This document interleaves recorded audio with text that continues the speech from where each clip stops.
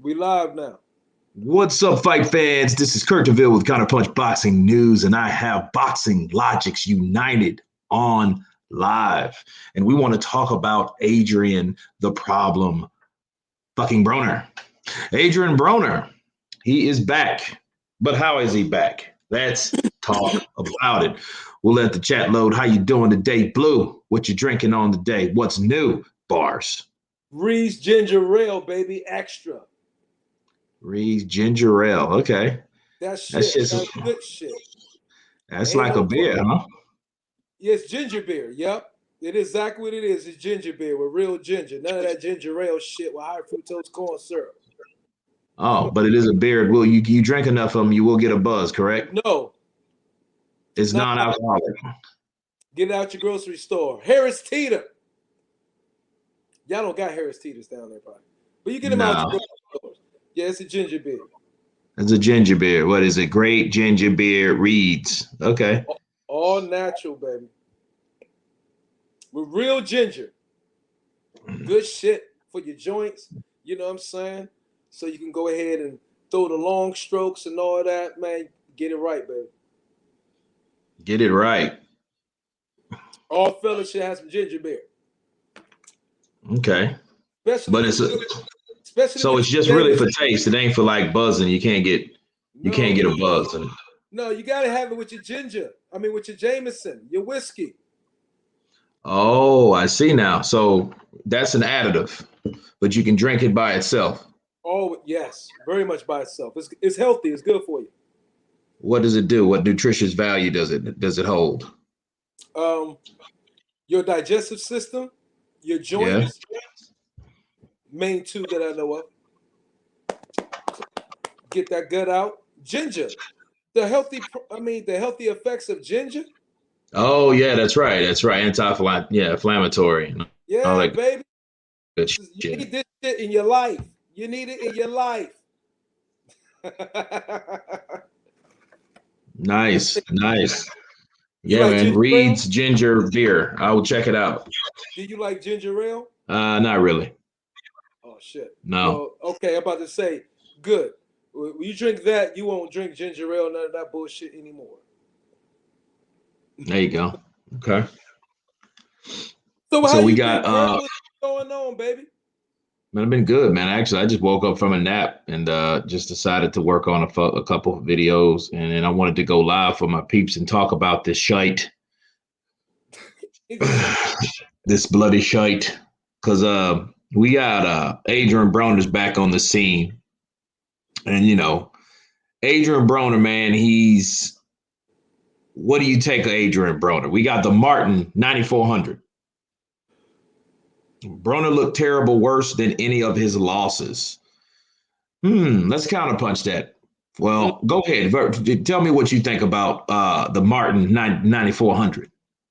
I don't think he looked worse than he has in all of his losses. I do think, um, one thing, if he was consistent with it, and I believe it was the 9th and 10th round, that jab looked really good. I mean, that jab was punishing, and it was hard and stiff and fast. If I believe 100%, if Adrian Broner incorporated the jab in his um, arsenal um, as a regular tool, as a leading tool, that it could help him definitely, real talk, it can help him let his hands go. It can help him do the thing that we all have been wanting him to do for like a few goddamn years right now. Because when he was, the jab is the most important punch of the game, right? And so the jab helps set up all the other punches. Adrian Broner is a counterpuncher, but unfortunately, he is not the best counterpuncher. He's a counterpuncher, but not great at it. Um, the the uh, the welterweight Adrian Broner, the 140 or welterweight Adrian Broner ain't been the best counterpuncher. And I think, but the jab helped him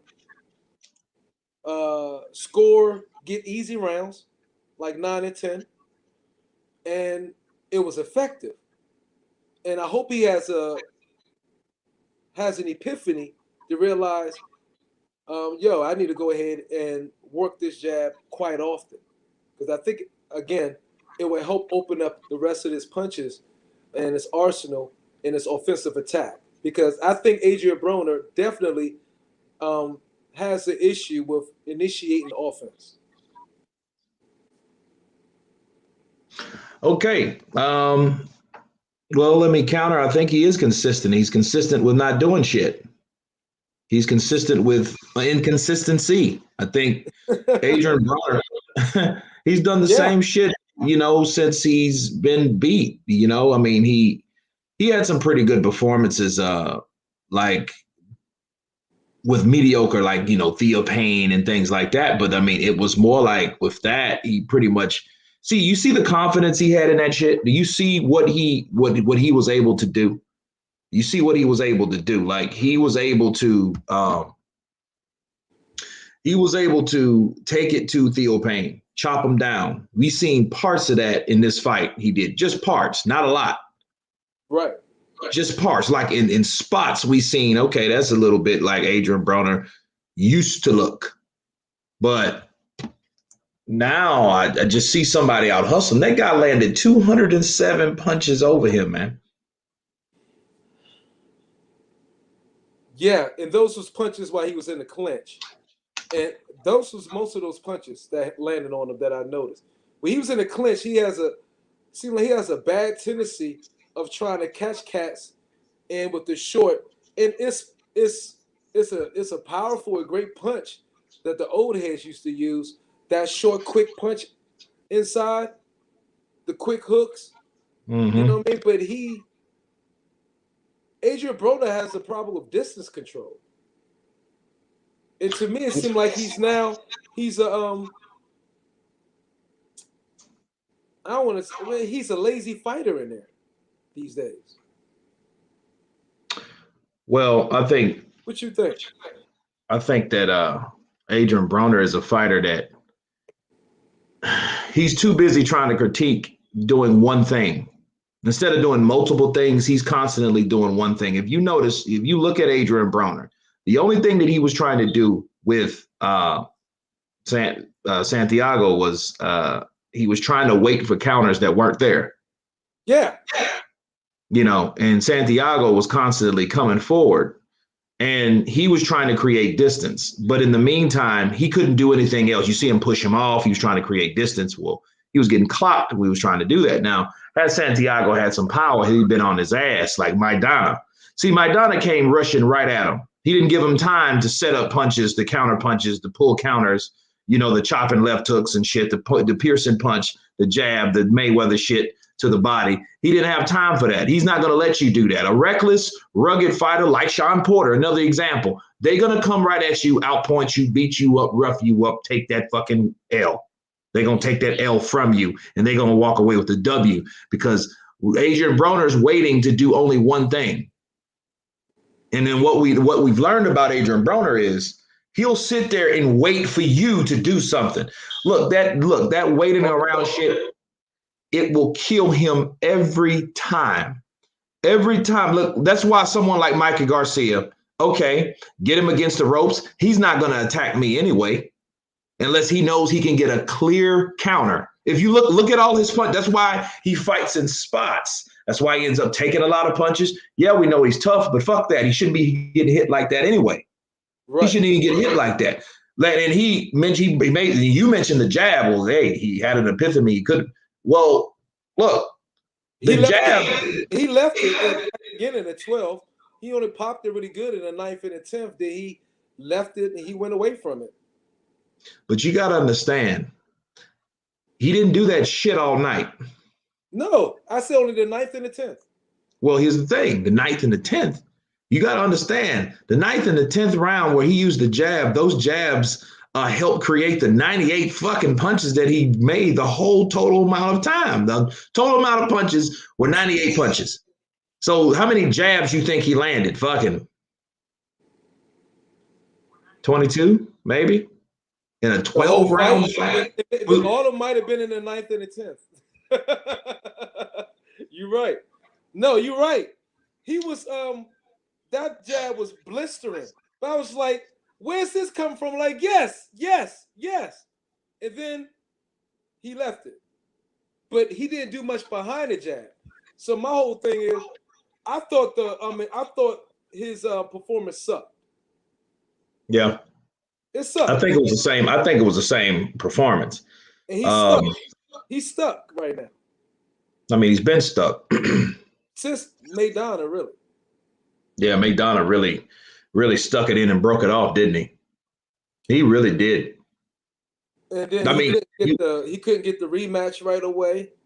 yeah. Floyd took the rematch from Well, him. Floyd took that from him. Yeah. Floyd's an ass for that. Wrong with Floyd. I don't think Yeah. it's not as Floyd do. I think it's wrong, but I think Broner needed that. Well, yeah, he did need that, and Floyd took it from him. See, what Floyd did was Floyd was kind of happy that Adrian fell off. I believe he was kind of happy. He was like,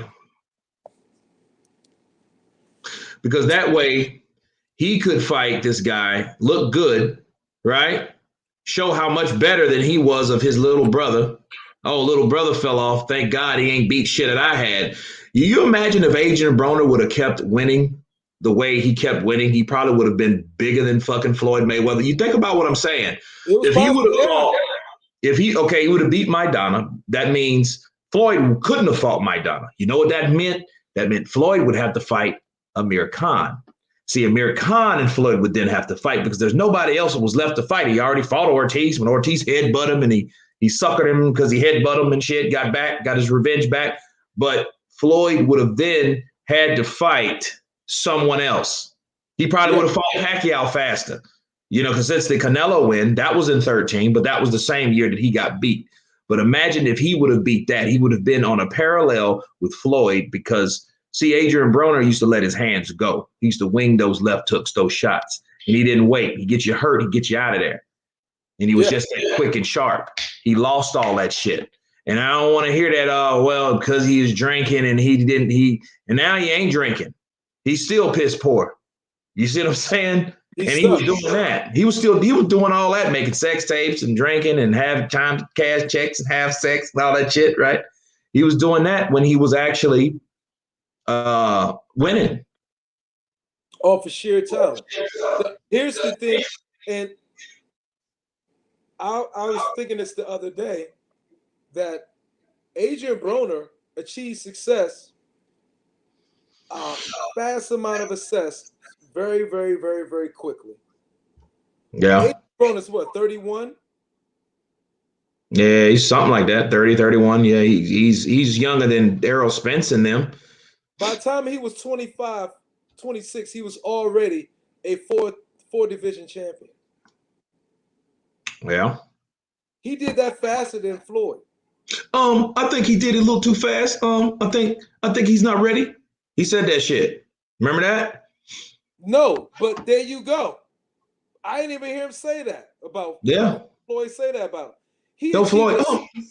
He achieved success so fast, dude, that now I think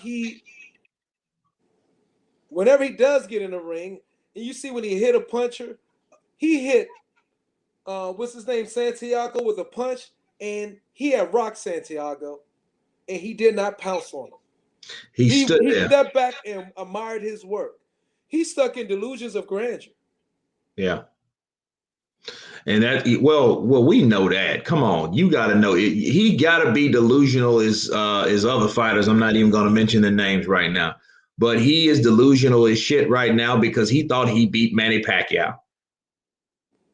This motherfucker really thought he beat Manny Pacquiao. I beat that boy. I beat that boy. I beat him.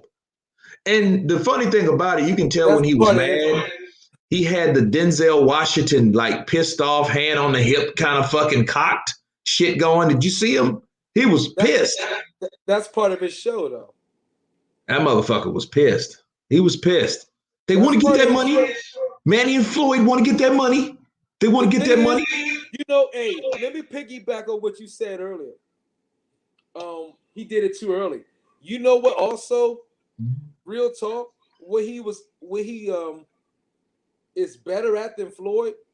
You know what Adrian Broner is better than Floyd is. He's better at than Floyd talking. Yeah. Yeah, he's better than Floyd, yeah. He's better at talking. And I mean, like, gaining, like, the attention of his personality is more magnetic naturally than Floyd's is. Of course. Floyd has some hangups. If you notice, he has like a speech hangup. Like he gets hung on words. Yeah. And like he said something and he's already said it, but then he mentally he don't think he said it the right way.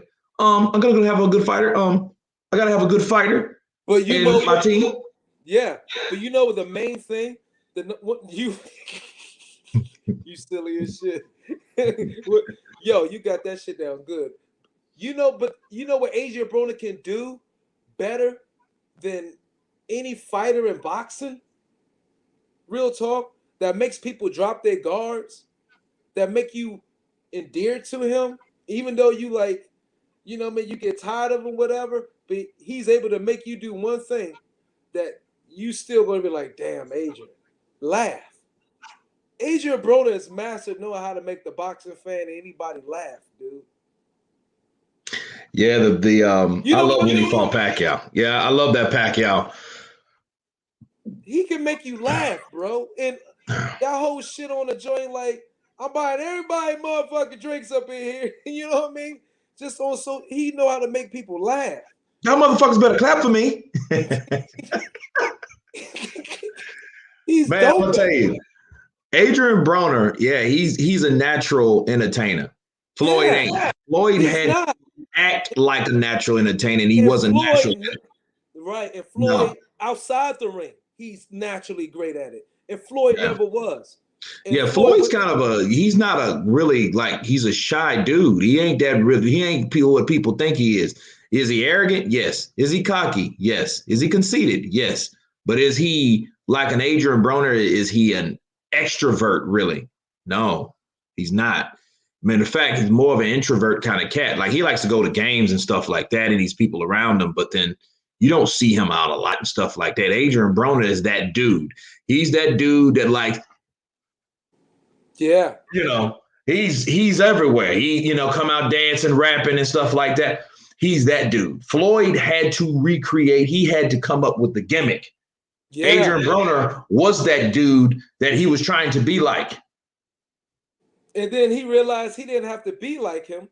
And he just be himself and make people laugh the way he do. And it's totally different than how, Mayweather would do it. And he's still able to keep people interested in him. That is a knack that Floyd ain't never really had. Floyd did it in the ring. Adrian Broner was doing it in the ring earlier, was able to do it outside the ring even afterward. And so I think it was somewhat, I do believe it was somewhat envious of him. And Floyd was envious of him of that in a certain way. Because it wasn't envy. It was actually, he was jealous because he was afraid that Adrian Broner, any of those guys, envious of that ability or jealous. You're right. Jealous of probably envious of that ability. You're right. But, like, I think Floyd's main thing is jealousy, because he doesn't want the fear of people being compared. That's like he didn't want Pacquiao around. He didn't like Pacquiao because the more people talked about Pacquiao, then they mentioned him, the more he looked at someone on his parallel level. So if that's the case, that fear of someone liking and being liked, see, that's the thing. He was like, what Manny Pacquiao has done? So he has to break Manny Pacquiao down. How many times Manny Pacquiao got knocked out? Mm-hmm. 3 times. Didn't he get his ass outboxed by Eric Morales? Answer the question. He was hot because he had to find. He was hot. And Brian Kenny, you see that? I watch that shit sometimes just to get shits and giggles. Shits and giggles. I laugh and shit because Brian Kenny instigated. He was instigating like hell. Well, Manny Pacquiao's doing pretty good there, Floyd. What do you say about that? He's doing good, but is he doing my numbers? Well, yeah. Well, you needed Oscar De La Hoya though. Oh, please, Oscar De La Hoya. Oscar De La Hoya, he start clapping. Oscar De La Hoya been on 100 pay-per-views. I've been on 1 and beat all records. Tell me, did Manny Pacquiao do that? Well, he did. He actually did. He did make some pretty good numbers. Did he beat mine though? But you need an Oscar De La Hoya. Finesse, yo, is he Broner's better at finessing than Mayweather? Yeah. And bro, and I think you're right. Mayweather was like, and so, like you say, he was probably happy that he took that L. He probably was, because you're absolutely right. If Broner was kept on the trajectory he was going, he would be the #1 pay-per-view.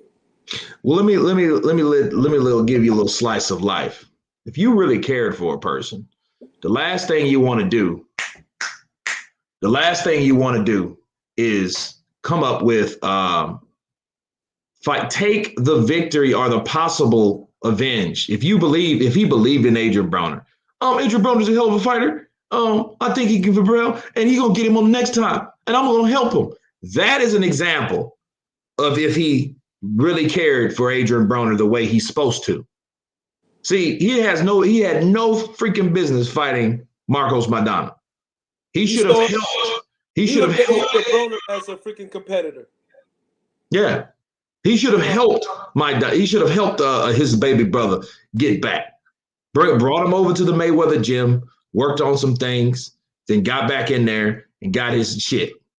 Then now, if he'd have lost again, I could see then Floyd was like, I'm gonna take him out. I'm gonna do this damn thing. But he jumped in. Here's my chance. And then here he goes. Yeah. Nobody's saying Floyd ain't the GOAT. Floyd is definitely the GOAT of this era. We're talking about natural charisma. It's something that Broner has that many fighters don't have. And for people who's talking in the chat, that's all we're saying. Floyd has wonderful charisma, and Broner has wonderful charisma, and that's why people want to keep how he keeps getting fights, how his name keeps being raised, and all of that. I mean, because I think people think we shitting on Broner or shitting on Floyd. No, we just really making the comparisons, but. I think Broner, back to the fight, Broner, in my opinion, man, do you think Broner's lost this love for the sport because of the business? I don't think he knows. I really don't think he knows where he is, his identity. I don't think he knows. I don't think he knows where to begin because he based it off Floyd. He wanted to be like Floyd. He fought like Floyd until he got beat. Great point. And I don't know if he really knows how to be himself. I don't know if he has signature things. I think he needs to work on aggressiveness. In the ring. Right. And he doesn't. You see him. He waits. He watches. He waits. I was watching that fight, and it looks like every time this motherfucker would get started would be at the end. And then the bell would ring, and you're like, okay, well, you're not even doing enough. We're just watching you wait for something to happen. We're watching to see if you're going to do something, and he wasn't, and he didn't, and if the counter wasn't there, he wouldn't fight. You see a lot of pulling because a lot of those counters that he was trying to initiate wasn't happening. He wasn't successful, and then you had this cat coming forward and making it a dog fight. That's what he did, and he scored a lot, and. I look at Broner, man, and I feel bad for him because it is, like you said, delusion of grandeur. Because he looks and he thinks every punch, everyone's supposed to be looking at him, but there's nobody in that fucking arena. Nobody. You know what I mean? There's nobody there, but his mindset is everyone's looking at my progress, but it's a two-sided fight. You have to see what this other guy's doing. And what he did, he was able to catch him with left hooks. Jabs, straight rights, and then that's when he had him on the ropes, which was a lot. He had Adrian Broner on the ropes a lot, and then Adrian Broner was busy trying to push this guy off the ropes, but while he was trying to do that, he was getting punched in the fucking face. You know, a good point you made when you just said he still has to find his identity in the ring. It was too much trying to be Floyd. You know what I noticed? Past few fights, you were 100% correct. Broner thinks he's going to be able to read a fighter in the first 3 rounds, pick up on their tendencies and all that, and then figure them out. But it never happens in the 3 rounds. It takes his ass probably like, 3/4 of the fight. Just like what you just said, he starts late. He don't read as fast as Floyd, and I think that has a lot to do with he hasn't had the same type of coaching as Floyd and trainers. Do you think Broner needs to get with somebody that he don't have no emotional or historical ties with and start over? That could work. It could help. That could help, but then I don't think that's the problem. That motherfucker needs help. He needs help. He needs professional help. Like he's gun shy. You remember Magnificent Seven, the last one? Ethan Hawke, he was the dude. He didn't want to shoot and shit. Remember, he was like, did you see that? That one with Denzel. Yeah. Right? Okay. Well, Ethan Hawke played this cat, and then like he couldn't shoot nobody for some reason. Like he stopped shooting and he stopped killing. And then when every time it looked like he could pull the trigger, he didn't want to. It was just kind of like, Yeah, that's Broner. That's Broner, because Broner don't know he's gun shy and he can't pull the trigger. He's not as accurate. No, he's not. His timing is way off, and he doesn't create anything. He doesn't create anything. He waits for the other person. And if the other person don't give him shit, that's what you have. Bingo. That's what I thought he needed. He needs to implement and become a jabber. Because the jab he got is an awesome jab that he was kicking. Well, he needs to use that and build his offensive aggressiveness behind a jab. Look at another counterpuncher. Is it too late? Go ahead. I don't know about Broner. I mean, he might be burnout. This is what Regis Prograis, and I'll talk about him in a second. Look at another guy, same height, little bigger, red hair, right? Canelo. Yeah. Right? Yeah. Canelo Alvarez is a guy that he's a counterpuncher to, same height. Same height as all them cats around, same fucking height. Right. And he's able to do the same thing, but he has upper body movement and he's constantly moving forward, creating possible openings. Because when you see someone moving forward, you're going to want to jab, throw a right hand, keep that guy at bay. His head movement keeps him out of the way, right? Keeps him out of the way. And then all of a sudden you see a what? A jab. Look what he did to Danny Jacobs. Danny Jacobs was fucking 6 foot tall. Canelo was able to slide in, make it, get up under those jabs, right hands, then come up, pow, hit him with a jab. Right.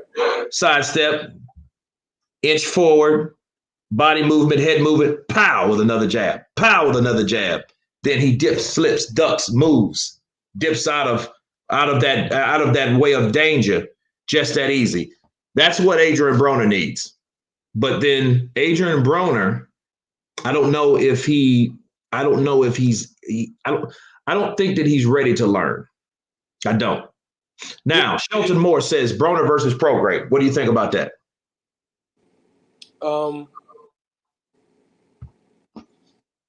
Maybe that's what Broner would need. He would need somebody like a youngin coming up and a name to put it on him. I think Prograis is good. As an overall talent, I think it's hard to say overall talent potential with Adrian Broner because he's been in the game so longer than a lot of people think. I think Broner, his potential is way more than Prograis in his ability and skill. But Prograis is he looked a little bit like Adrian Broner when he fought Josh Kelly. He was more active. He threw a lot more punches, but that's an interesting fight.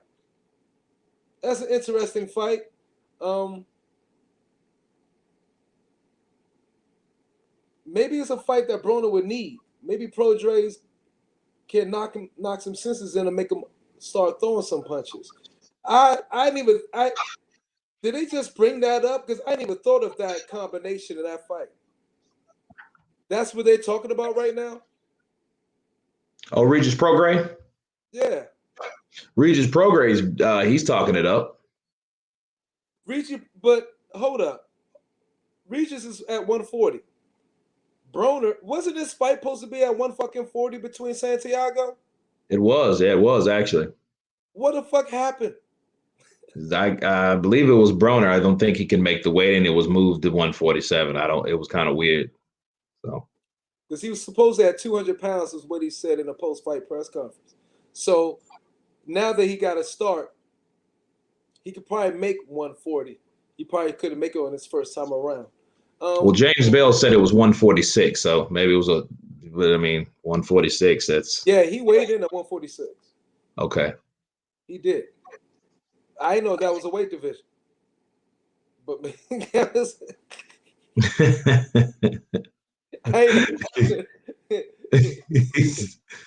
he said, "Okay, Kurt, why does Mark Breland look like Myron from Boxing Logic?" Mark Breland. He said, "Why does Mark Breland look like Myron from Boxing Logics United?" Damn. Kurt, shut up, man. I didn't say it, man. Oh man. That looks like me. Jesus Christ. No, he don't.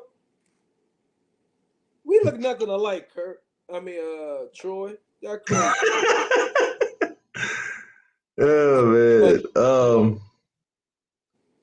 Let's see. It was one cat. What did he say? The boxing source is in the building. Mark Breland look like Mike. No, well, Junior Parker. That it's they doubt what I'm saying, because a lot of people don't understand. If Adrian Broner would have won every fight, if he was undefeated right now, he would be one of the biggest guys. He would be him, Canelo, maybe Joshua. Oh, without a doubt. Broner was on the and he came with all the can man. Nobody can forget the can man. You know what I'm saying? I mean, he had slogans. He was quick. His wit and his ability to just talk was just like, man, it was like it's unequaled right now. Or during this time. He had the charisma.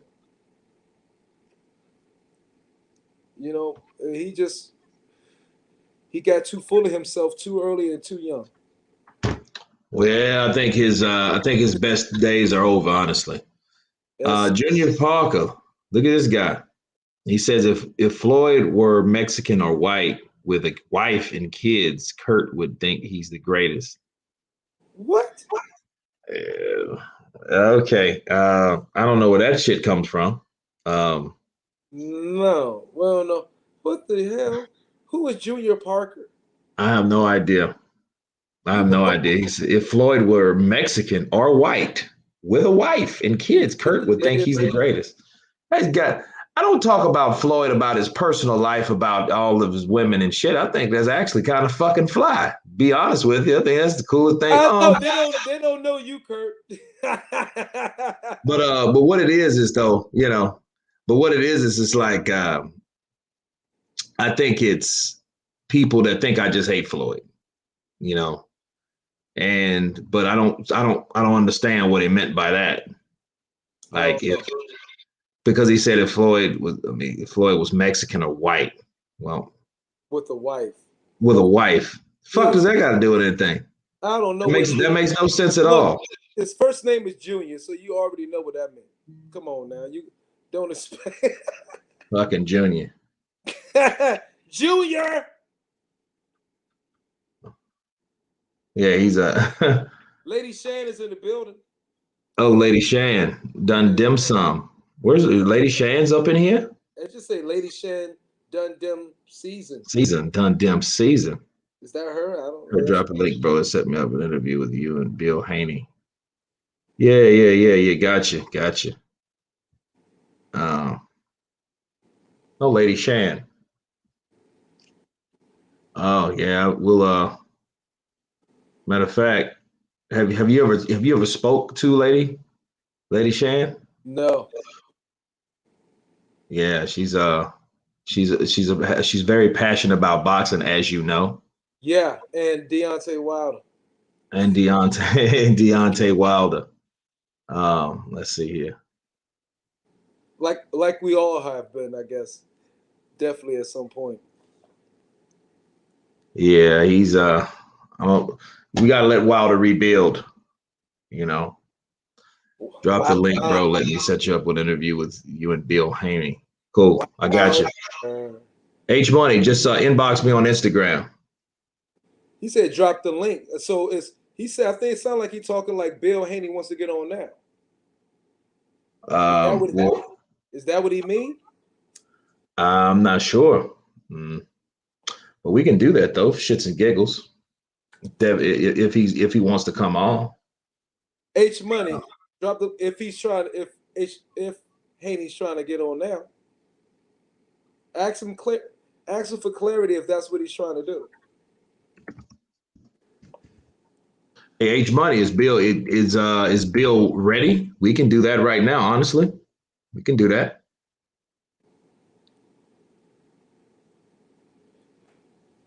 But Boxing Source, what's up, brother? Counterpunch to you. Boxing Source in the building. In the building. Hey, he does a wicked Bob Arum impersonation. Shelton Moore. Piece of Shelton Moore. Piece to Herpes Marks. Oh, I'm sorry. Harpo Marks. My fault, Mr. Marks. Herpes Mark.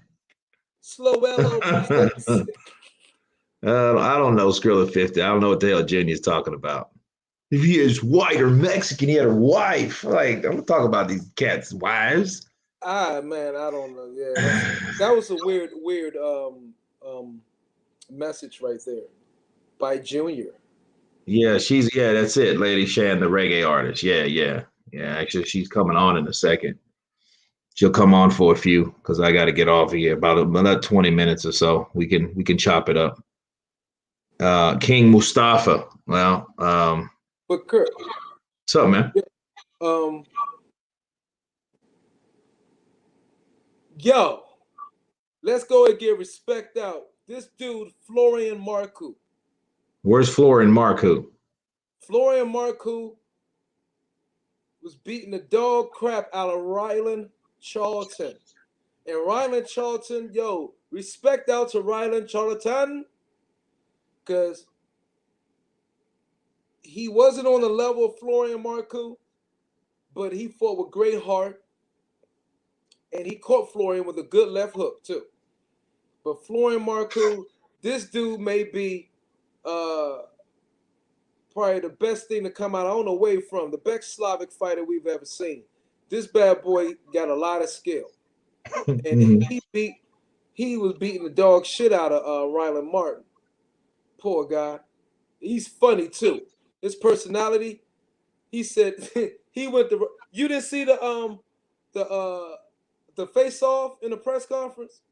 I mean the face off, pre-fight face off. He said, look at your lips. Look at his lips. Your lips are shaking. You see his lips? You ain't see that shit, that video? He said, look at his lips. Your lips are shaking. He said, you see his lips? You're shaking. He said, you will shake more when you're in the ring with me. Yo,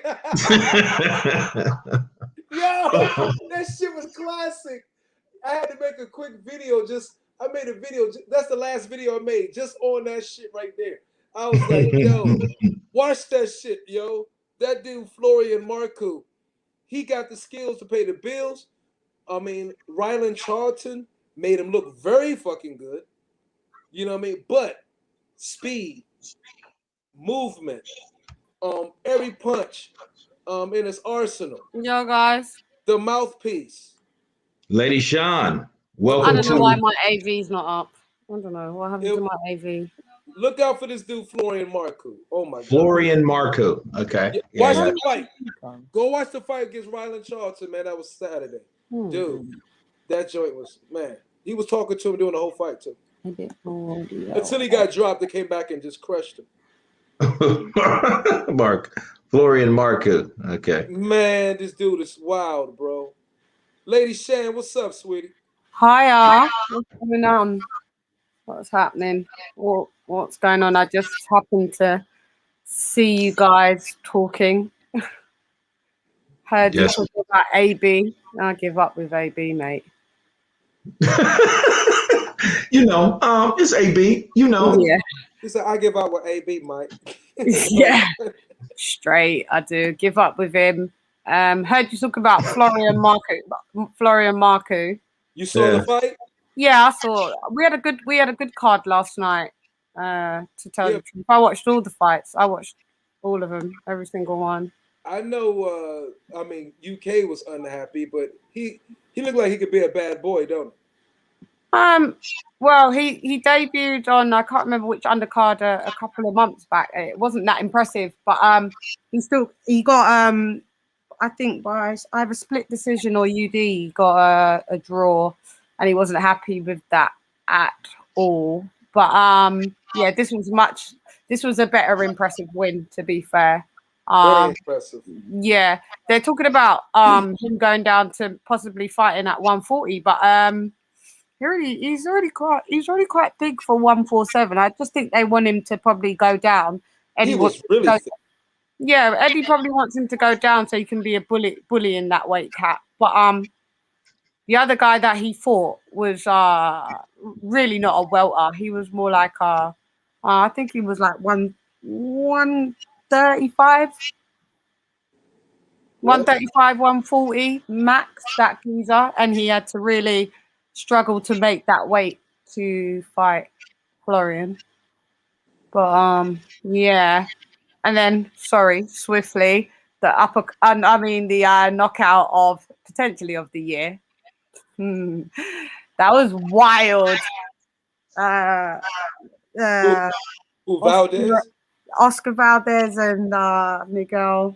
Yeah, Berchelt. Yeah, that was. I actually watched that about 6 o'clock this morning. I saw the highlight. I saw the clip. First of all, I saw people posting the clips, and then I managed to get to watch the full fight. It was down the whole fight. He's overrated. He was. You could clearly see he was weight drained. He had no business fighting at that weight. He had no damn business, and he's a champion. I couldn't believe it. I couldn't believe that. He's been fighting at that weight, though. Yeah, I know. For years, he's the champ. I think they're making excuses for him. Yeah, he's a weight bully. I like today. I ended up watching. I think like him being in the bubble and stuff, and basically he found it really hard to make weight, and he was like eating like straight after he finished the weigh-in, and they was like in Spanish like, so why are you just like eating stuff in your face now? And he was just like, yo, because I need to eat. So I think I heard he rehydrated to 18 pounds. That means you got no business being at that weight cap if you rehydrated at 18 pounds after rehydration. That's wild. You've gone up like 4 weight. You've gone up like 4 weight cats. It's not unheard of. It happens in the US. You guys do that a lot. Here you can't really get away with that like that. No, you're not allowed to be. 1 minute you be like 130, then you rehydrate and you're fucking weight. Canelo used to do that all the time. Yeah, but remember, Canelo still fights on your side of the pond. Here, that wouldn't really be allowed. I mean, he's come over on ours. I don't know. I wonder what the regime will be for him when he fights children. I have no clue. But yeah, just anyway, dude that got knocked out. He was always gonna get knocked out. He got banged when he got banged the first time. His legs were just gone. I don't know. Yeah, it was just pitiful. I was worried. Clinic. Yeah, I was worried though, because he looked like he was dead. It was a boxing clinic. It was a boxing clinic. Yeah, but if you look at it, he went in. That's why he got sparked, because he went forward into that like left hook. He was coming forward. He's already dropped. Yeah, he was dropped twice before that already. Yeah, and he was dropped before that. So yeah, twice before that, and that's what I'm saying. He was gone before that, man. Do you know what I mean? Like, it was just only a matter of time. His body was like, yo, yeah, I'm gonna get out the fight, even if your brain doesn't have the sense or your team to pull me out. The body just said, no, shut down. The thing with Berchelt is, I saw fights previous to that. Mm-hmm. One of the main ones was Sosa. Is that I was looking at him, I was like, what is all the hype about this dude? Yeah, he throw about 80 punches around, but he has slow hands, slow feet, no defense. He don't move his head. And I'm like, he's a rock'em sock'em robot. But he is high output.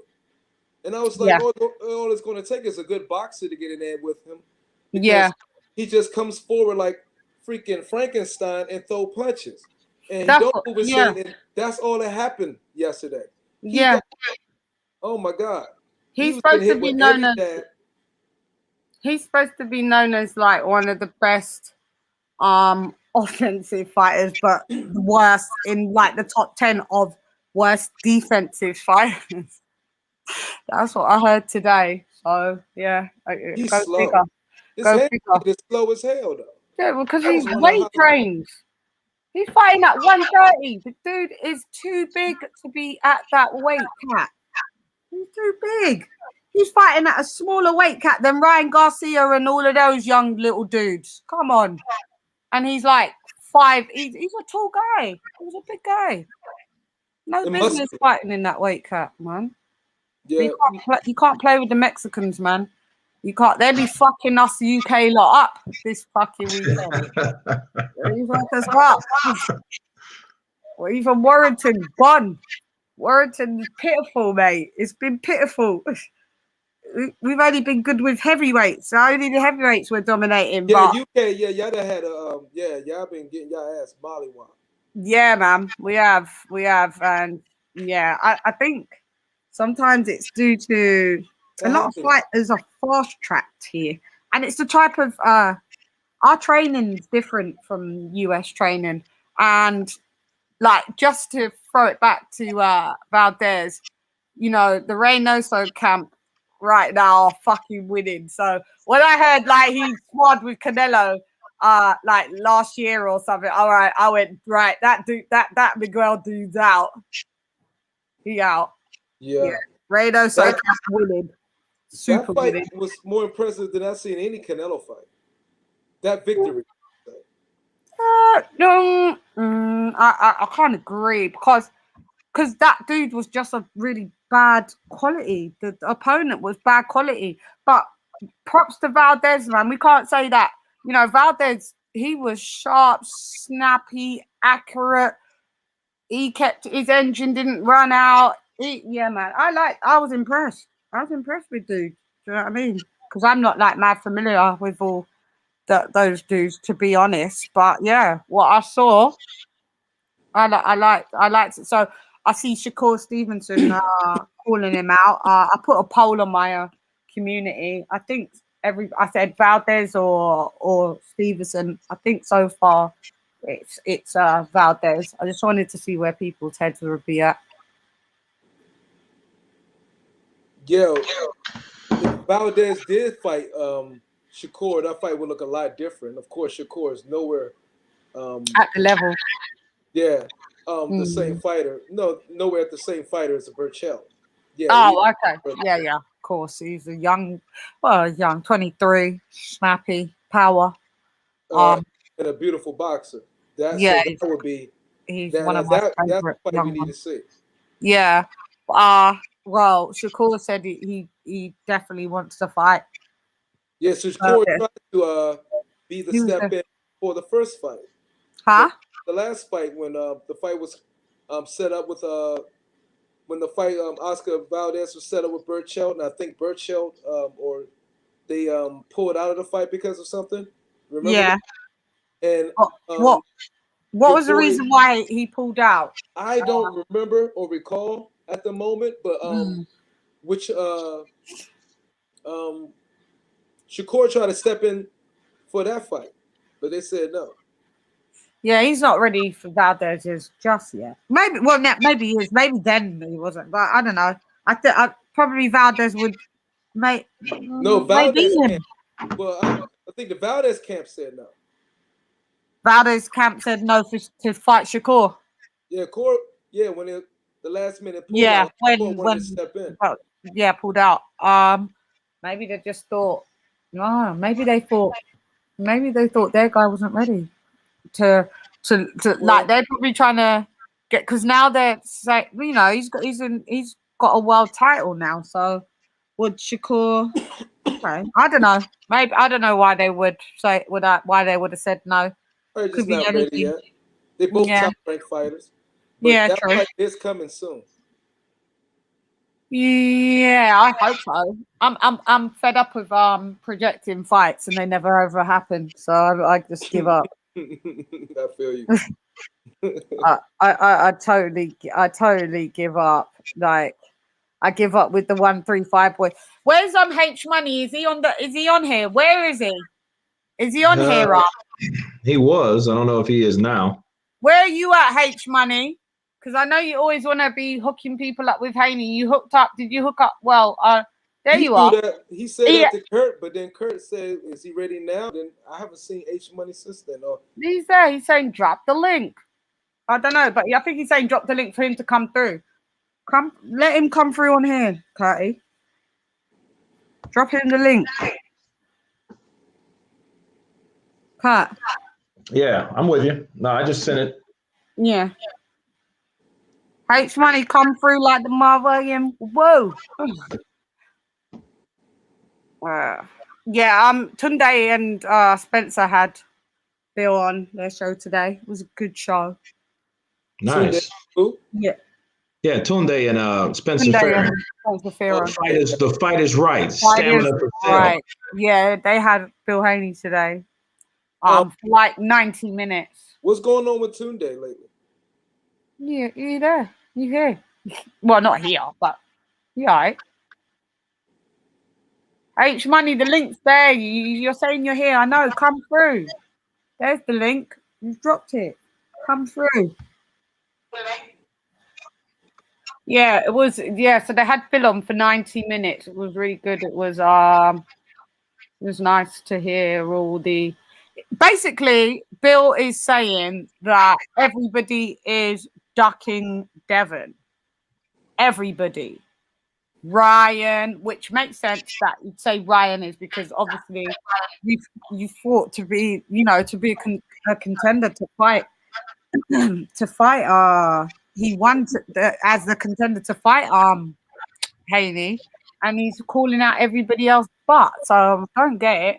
So yeah, I could get that. He was saying Teofimo ducking him. He's just saying all of that little quadruple lot. They're all ducking. I don't think they are. I don't. When you hear it, mouth. Yeah, what's going on with this H Money? Shout outs to Kirk DeVille. Lady Shan, how you doing? What up, Marlon Magnets? How you doing? What's up, champ? What's up, H Money? What up, Kurt? I want to apologize to Kurt, first of all. Kurt, this Deontay Wilder, Tyson Fury saga, people had to choose a side pretty much, and I support Wilder. I know him, but when Mark Breland's name was mentioned, his name was threw under the bus like that. I can't support that. So you was right. You always do a good job, and I want to apologize to you, okay? No problem, man. No, yeah, definitely. That's not to me. Yeah, yeah. At least you saw the light, eh?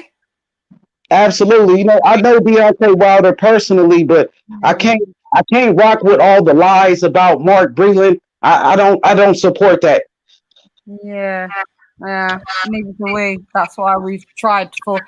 Me and Kurt was online. There's bits on if you check out on the channel.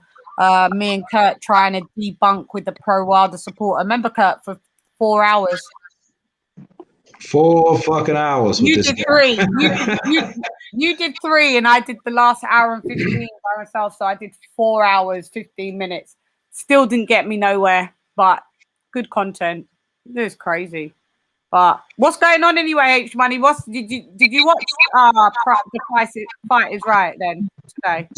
Yes, I sure did. I want to give a special shout out to Spencer Farron and Tunde Ajayi. They did a great interview with Bill Haney, the father and the CEO of Devin Haney Promotions. Devin Haney, the youngest champion in boxing. And we want to make the big fights for the fans, Kurt. We want Teofimo Lopez for undisputed, for supremacy of the lightweight division. The same way, undisputed. Absolutely. The same way we want to see Tyson Fury versus Anthony Joshua for all the belts. It's only right we do the same thing in the lightweight division. Yeah. We'll get Kurt to interview Bill. Mr. DAZN. Yeah, we're definitely. I want to set that up with Kurt because he interviewed Teofimo Lopez Sr. and it's two sides to every story. It's two sides to every story. True. That's true. I believe that. Definitely. True indeed. And I'm proud to have Bill on, man. I met Bill in Shreveport when he was there. When Devin fought the African fighter Zayo. I don't want to murder his name. Yeah, he was an undefeated African fighter. He fought in Shreveport. That was on Showbox? He was on Showbox. That's right.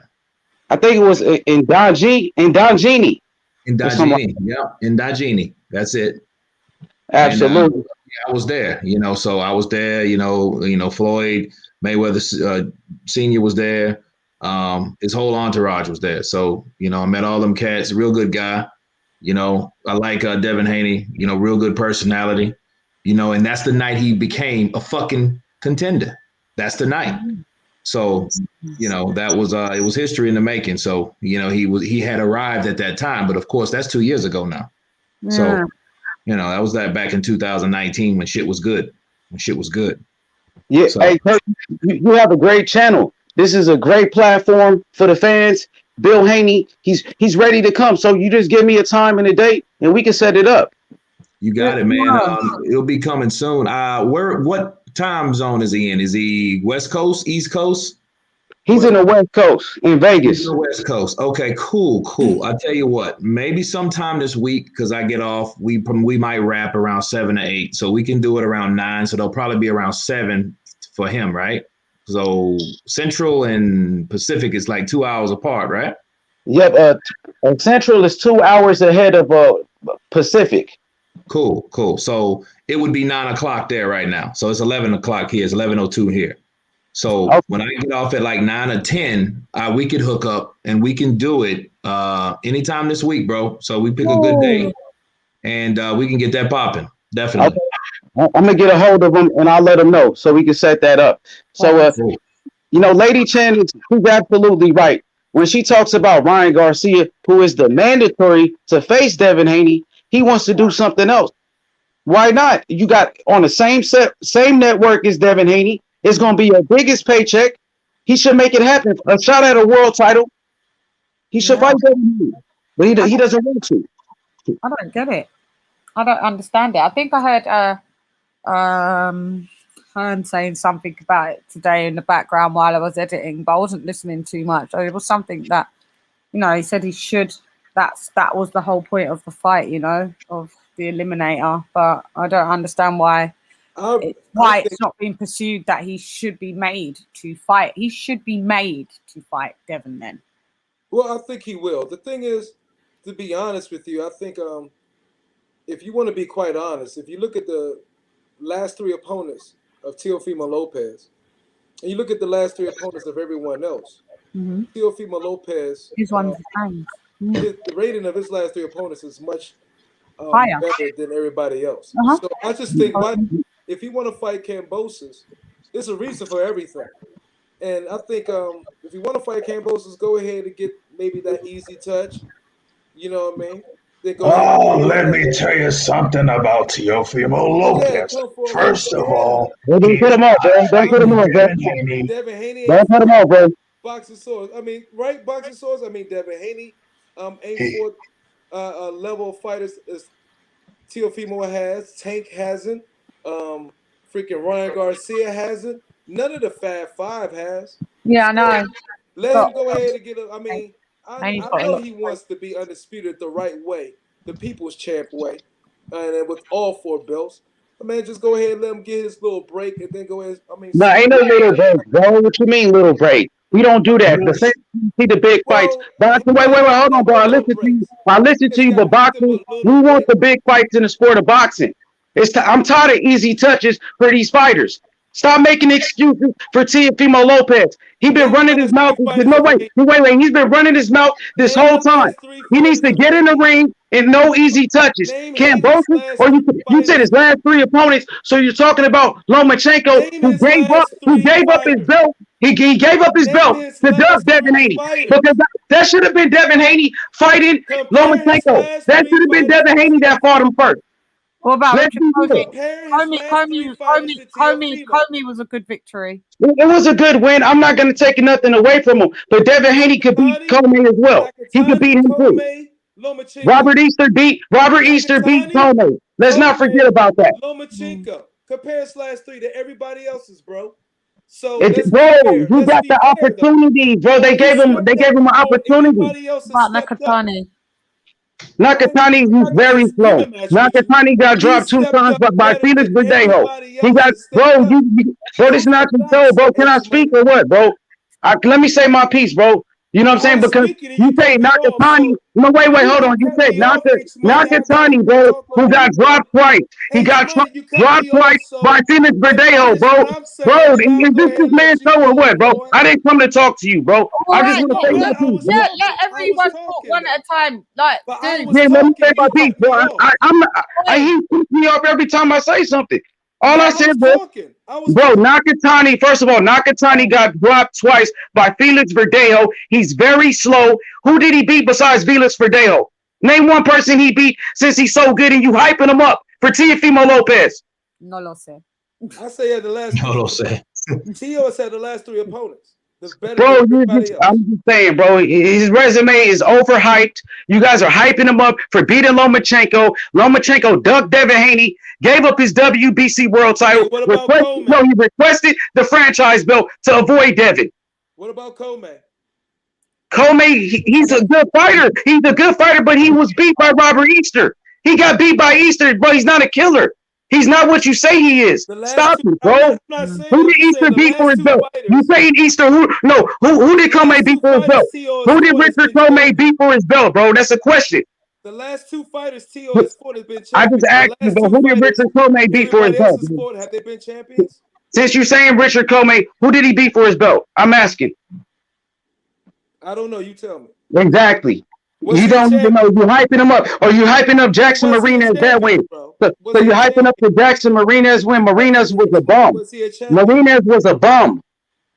Was he a champion? Respectfully. There's a lot of champions. A lot of champions in the sport. Too many belts. Okay. He was a champion when Teofimo beat him, right? Lomachenko was a champion when Teofimo beat him, right? Now tell me the last 3 opponents of Haney.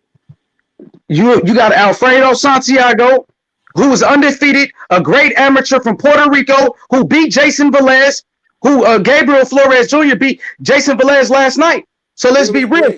Devin Haney beat Yuriokis Gamboa. Wait, let me ask you a question, bro. You're cutting me off again. He beat Yuriokis Gamboa, 2-time world champion, Olympic gold medalist. Or you want to talk about you want to talk about his knockout of the year against Antonio Moran. Antonio Moran, who's never been stopped before, and Devin Haney knocked him out. So which one was he a champion though? Nobody knew bro, anybody can be a champion in boxing. Adrian Broner is a 4-division world champion, but you can't name 3 champions he beat.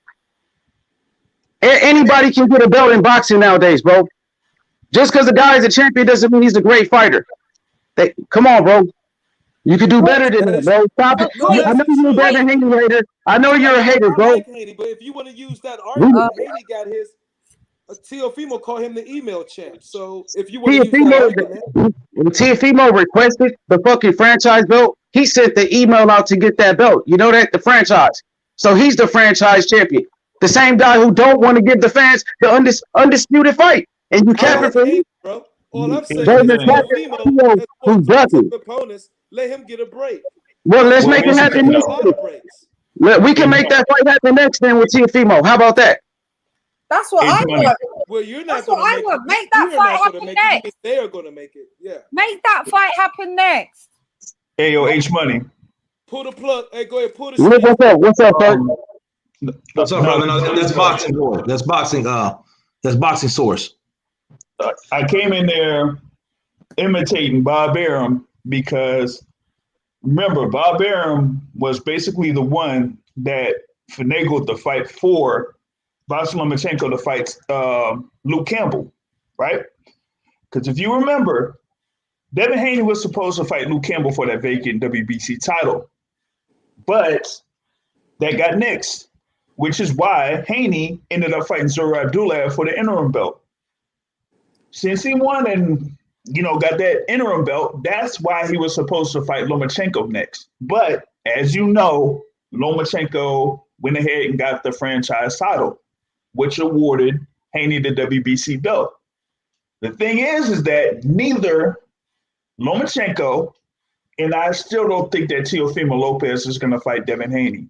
Why? They're both under top rank. And I really don't see Arum going ahead and trying to say that Lopez is going to fight Devin Haney. I just don't see it. Pulev just fought Anthony Joshua. Wait, hold on, bro. Pulev just fought Anthony Joshua, and he's on top rank, and Anthony Joshua is on Matchroom. Stop making excuses about promoters and sides of the street. Give the fight fans what they want. Undisputed. More cap and Fatio. Get in the ring. Let's make it happen next. We won't lose it. They're ducking. We're getting ducked. Haney's being ducked. No, he's not. I don't know about all that. He's with I know. Ryan Garcia is mandatory. Explain his mandatory ducking him then. He's not being ducked, but his mandatory don't want to fight him, Ryan Garcia. But they don't want to fight him though. They're friends. I mean, this dude is Kurt. Hey, Kurt, I don't want to listen to no bullshit from this dude. Hey, Kurt, I'm gonna set up the interview with Bill Haney. I want to say that, Lady Chan, thank you, and I'll be back. Appreciate you guys. H Money, you got it, brother. We'll see. We'll talk to you soon, man. Just inbox me when you're ready, bro. Peace out. Peace out. Peace. Hey, I was just saying straight up that, when Haney went ahead and signed with Matchroom, that's what got Bob Arum all, pissed off.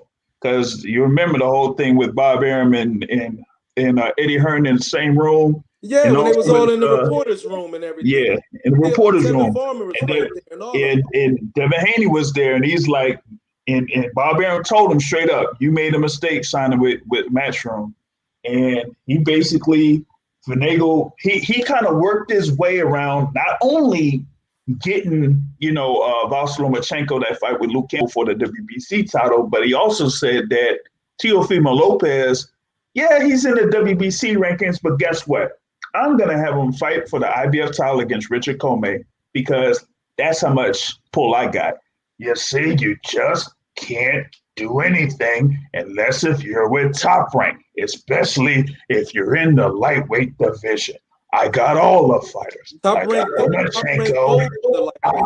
I got Teofimo Lopez. I could get Richard Comey to fight Teofimo Lopez. I got all these guys. So Devin Haney, if you really want anything, you're gonna have to sign with Top Rank. Exactly. Hey, it is what it is. I mean, Devin Haney could be as talented as whatever. I've been, to his fights. He was talking, each one he was talking about Antonio Moran fight. That was over here in the DMV. That fight against Zara Abdullah was at the theater in Madison Square Garden. I was there both fights. But if you don't get yourself in position to fight these guys for a world title, there's nothing really that you can do. Eddie Hearn can do anything that he wants to while he's with Eddie Hearn. But the thing with Bob Arum is, he could make fights, but sometimes he makes fights when he's fairly confident that his guy is going to win. Because, yes, he has worked with Eddie Hearn before, like he did with the Maurice Hooker versus Jose Ramirez fight. They worked together on multiple occasions. But in this case, he's not going to do it. And that's just it. Yeah, exactly. Check out your DMs, Kurt, because I just sent you a link. Yeah. The fact I did a video on a long time ago. Top Rank's dominating the lightweight down. PBC's dominating the middle divisions, the welterweight, up and below, just right there. Welterweight. And then 160 and up, Matchroom got it. You know what I'm saying? And that's how the power struggle is at the moment. Who's at 160? Who do you guys think is dominant at 160?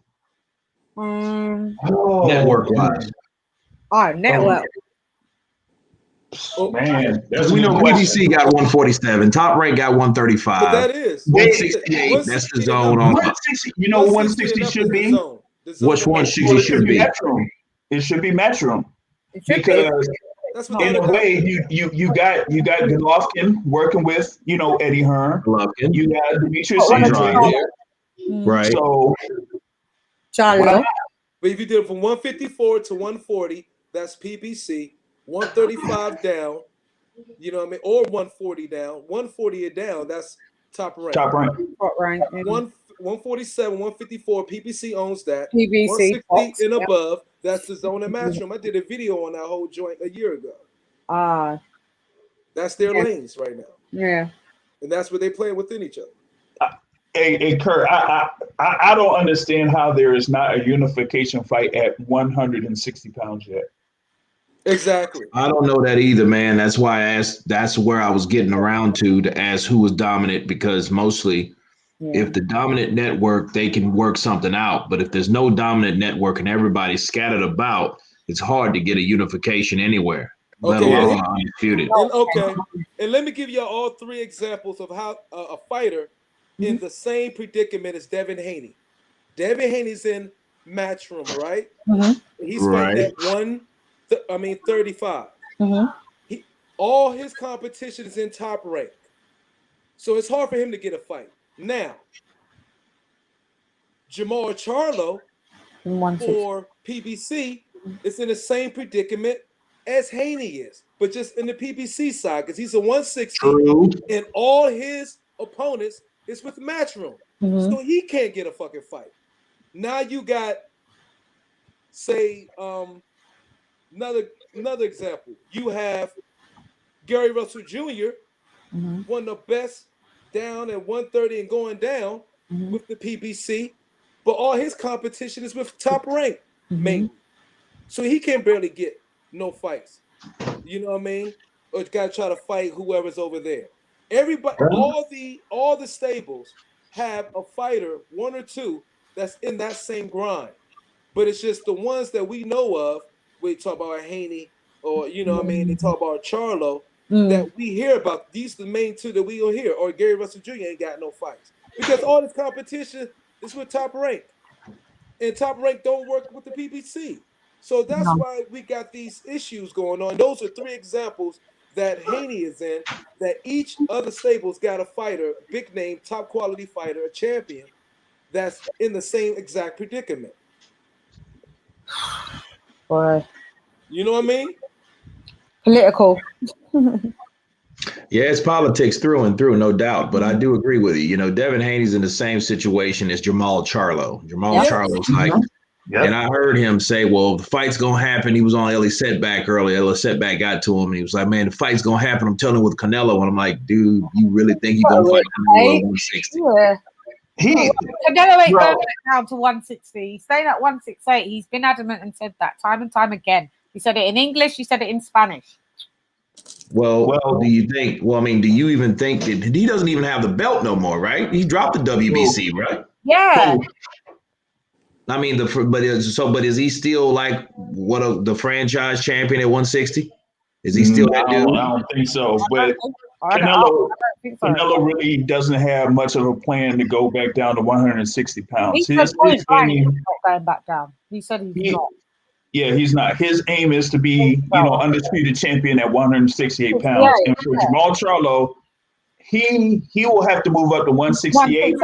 Yeah. And that fight against Canelo it wouldn't happen until 2022 anyway, because you got the plan for Canelo already laid out. He's fighting, Yoder next week. Then he's going to fight Billy Joe Saunders for the WBO. Then he's going to fight Caleb Plant for the IBF. And if he gets all that, he's the undisputed champ at super middleweight. And also, to add on that, look, what I was saying earlier, I use Gary Russell, put Tank in that predicament. Tank is at 130, 135. Where's all his competition? Tank needs to do something, man. But what I'm saying is, where is Tank's competition at 130? It's competition and truly competition. He needs to fight people that are over the 125 category. I want Tank. I'm saying I want Tank to either fight Rolly Romero or Chris Colbert before he goes against them. Nah, I'm just kidding. But I'm saying his competition's at top rank, right? Yeah. Most of it is. Just at 135. Arams, yeah. 132. But yeah, 132. Yeah. Yeah, 130 and 135 mainly top rank fighters. But I mean, I just like to see him just establish 135 and stop fleeting back and forth. Like, you're another weight bully as well, Tank. What weight class you guys think Tank should actually be at, honestly? 135. Solidly. 135, 140. I think 130. Whoa, 140? Ooh, I don't know about that would be his ultimate cap. He's got of course he's got the potential to fight at 140. The others will go to welter 147, but Tank won't be able to. But yeah, I could see that he could stretch to possibly a 145.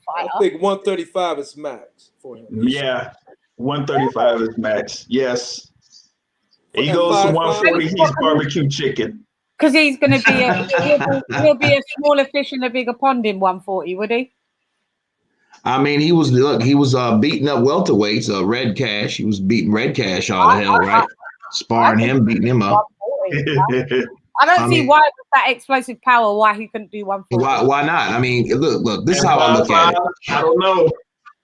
This is how explosive it's going to be when it moves up. I don't think, listen, I think you guys are underestimating Tank Davis's ability.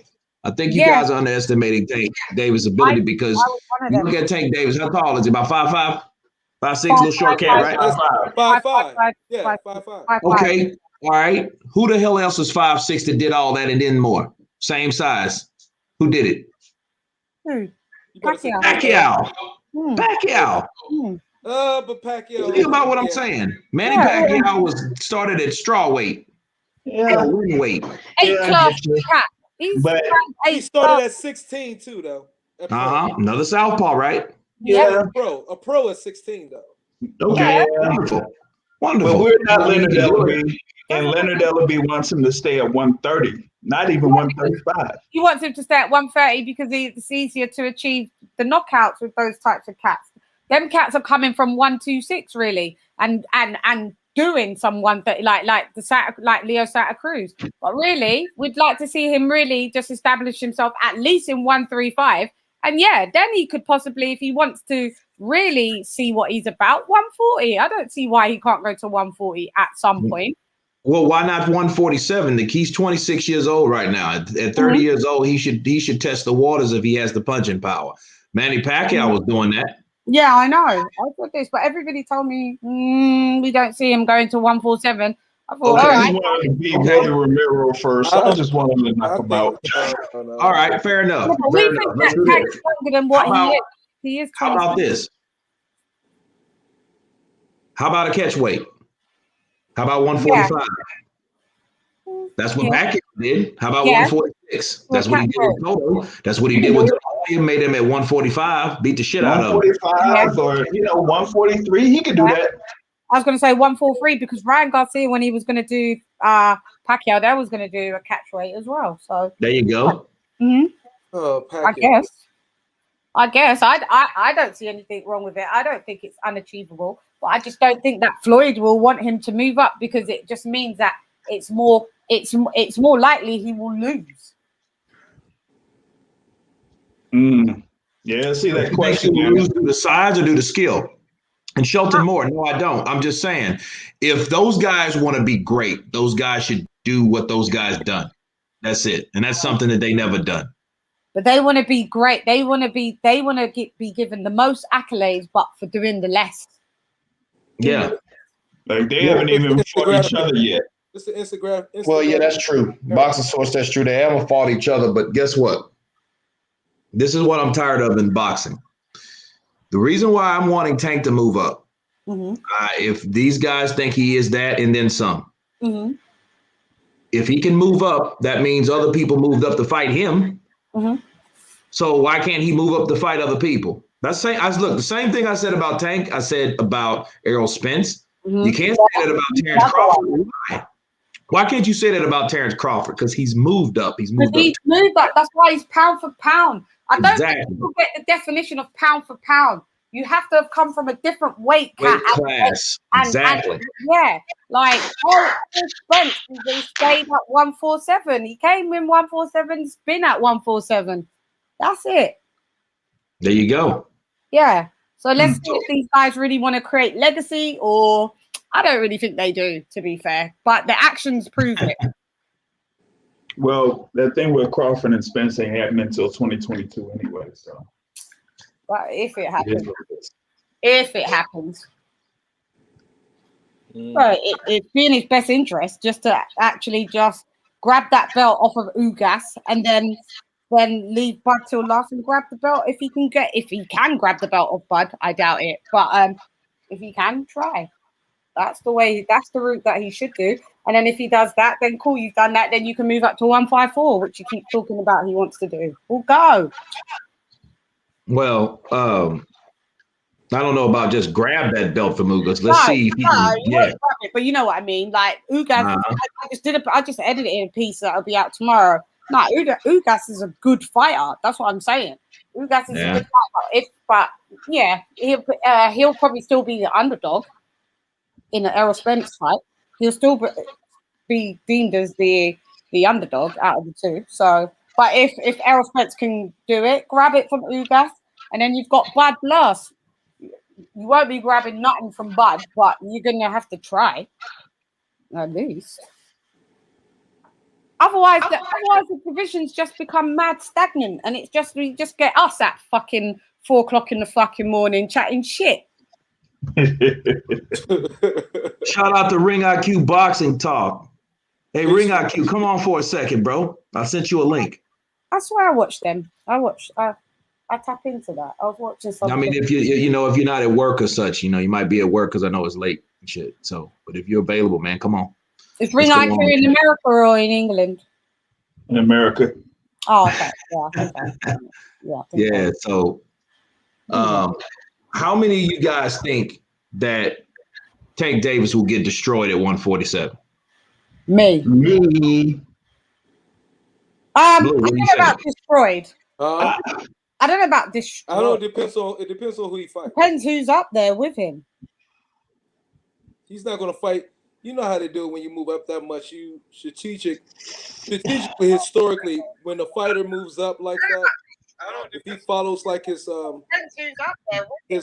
predecessor and his promoter, moves, you're not going to fight exactly. All the best moves up like that. What's up? Right, Myron. And the thing is, he's under the wing of, Leonard Ellerbe and Floyd Mayweather. And so they want to probably, have him under the same direction that Floyd Mayweather was at once he signed that deal. Yo, but everybody has done that at some point in time and era. So if he catch the right welterweight coming off a loss, a devastating loss, then a fake comeback win where his confidence is not fully up, and he's evolved, his skills evolved, he's much sharper and much better. Yeah, he can go and get it. He will get a couple of welterweights like that. Yeah, like Danny Garcia. Timing is very important. He'll have to have an old Danny Garcia as a journey. Like when Pacquiao got Cota. Yeah, I think that would be a good fight. Depends on what Danny Garcia decides to do, because he might go up to 154. But let's introduce Ring IQ. Ring IQ's in the building. What's up, brother? Hey, what's goody, man? It's good, man. Everything's good, man. Hey, what's goody? Hey, what's goody, Chan? What's goody, everybody on the panel? I don't really see things working out for Davis against anybody at 147. To be honest, I think 140 would be too dangerous for him. Like, even if he was dedicated, those kids up there were too big for him. Davis is like Curtis Stevens. He got like a big frame, but he's not tall, so he can't grow into those weights evenly. If he tries to put on more weight, what's working for Davis is he has good reflexes, he has good counterpunching, but at 140, all that added weight, I don't see. Like, I don't even know that he would beat like a Zapata at that weight. And I'm not saying that shit to be like fucked up or nothing. I'm dead ass. Like, I wouldn't bet on him to beat Zapata at that weight, let alone fucking Josh Taylor, Jose Ramirez. He not beating none of them. Yeah, them boys, Josh Taylor, them boys are big. Well, he might get Josh Taylor. They're big 140. Nah, he's not. I don't. Not. I'm gonna tell you. I'm gonna tell you why I Tank, don't think he could get Josh, because I thought Regis was gonna beat Josh, bro. And Regis is bigger than Javante. Like Regis, good counter puncher, strong puncher. Like he'll break a guy if he lands clean. And I thought Regis was gonna get Josh, and he didn't. I know Davis ain't. I'm not sold on Regis like everybody else is. I didn't pick Regis for that fight. I did. Damn. I won money on that fight. I didn't pick Regis to win. I'm gonna say this. I don't think Regis can beat Hooker. So again, I might be the lone one, but I just I picked Hooker. I bet Hooker over Regis. So there's a lot of things. I don't think Regis lack a lot of really like natural boxing skills. He may be able to wing it and everything, but his defense is not the best. His reflexes is not the fastest. It's pretty decent hand speed. His footwork and everything is like, again, C+. He's not an exceptional all-around fighter to me, but I think timing has been better for Regis than anything. The timing that he's come into the 140 division. You know what I'm saying? Whereas the 140 is not very deep. And so that's one of the reasons why I think Regis has got up to the level he's at. I'll say Regis, I agree with you that he's not great all around. Not all around. On the outside, he's real limited. Mid-range to inside, he's probably one of the most, even though I don't even think he's going to go back to 140. Not that it matters, but as far as in the pocket, Regis is one of the best guys around. One of the best. Like, I favor him in the pocket against most guys. The thing is with Davis, the Gamboa fight showed a lot because he hit Gamboa. He hit Gamboa with clean shots, and that's what's important. It's not even like Gamboa was rolling the shots, rolling them off the shoulder, or riding the shots. He landed clean, and Gamboa. Yeah, but Gamboa's got his chin is mad. He's hit the canvas. He's hit the canvas 16 times as a professional. 16 really? times. Yeah. Yep. And three of them tank. What was that Robinson Castellanos fight, right? Where he got stopped. He got stopped in 7 rounds by Crawford. He's not as good as I thought it was. Nah, he only got stopped by Crawford. He quit. He quit in the corner the last time. He never got Castellanos. That being said, I'm gonna say that Davis is probably one of the more destructive punchers at 130. Yeah, there at 130 against super featherweights and featherweights. Yeah. 135, nah. And the other thing is, I don't know if he could take a punch because I haven't seen him with no punches. That's another thing that it's like, I remember the Leo Santa Cruz fight, right? Leo Santa Cruz was giving him that work, Yes, he was. Before he got knocked out, that was close for me. Leo Santa Cruz was giving him the business, in my opinion. I think Santa Cruz was winning that fight. He was getting touched up before the knockout. That was the thing. That was the thing going into that fight. With the activity of Santa Cruz, that was going to be a problem for Tank. Because for me, Tank has lapses in the middle of his fights where he just stands there and just doesn't throw and takes a lot of punches. Whether they don't really have much behind it or not. Yeah. Like Tank will have mental lapses, and he had it against Gamboa over in Atlanta. He had those lapses too. You know what? I think Tank not necessarily had mental lapses. I think Tank came the last 2 rounds. He put the gas on him and started going forward very much. And he said, you know what?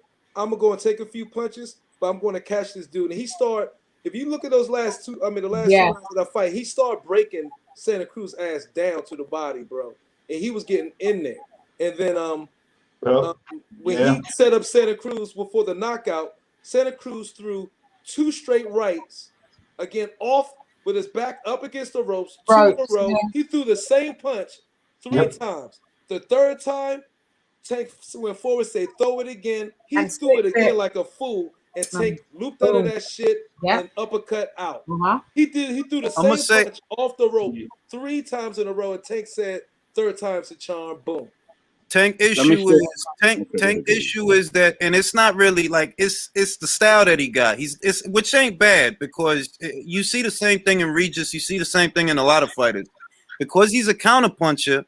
He's not a prolific puncher. He's not going out there and setting traps and creating opportunities with his lead hand. He's waiting for you to give him an opportunity to counter you. So he ain't going to throw a lot. That's just who he is. Just like Regis, he ain't going to throw a lot unless you force him to throw. It's the same thing with Gervonta. That style is only going to work against guys that want to stand in front of you and let their hands go. That's not the way. Right. And also, you know, he can't really hold his own up at 140 and 147 because most fighters actually sweat down about 20 or 25 pounds.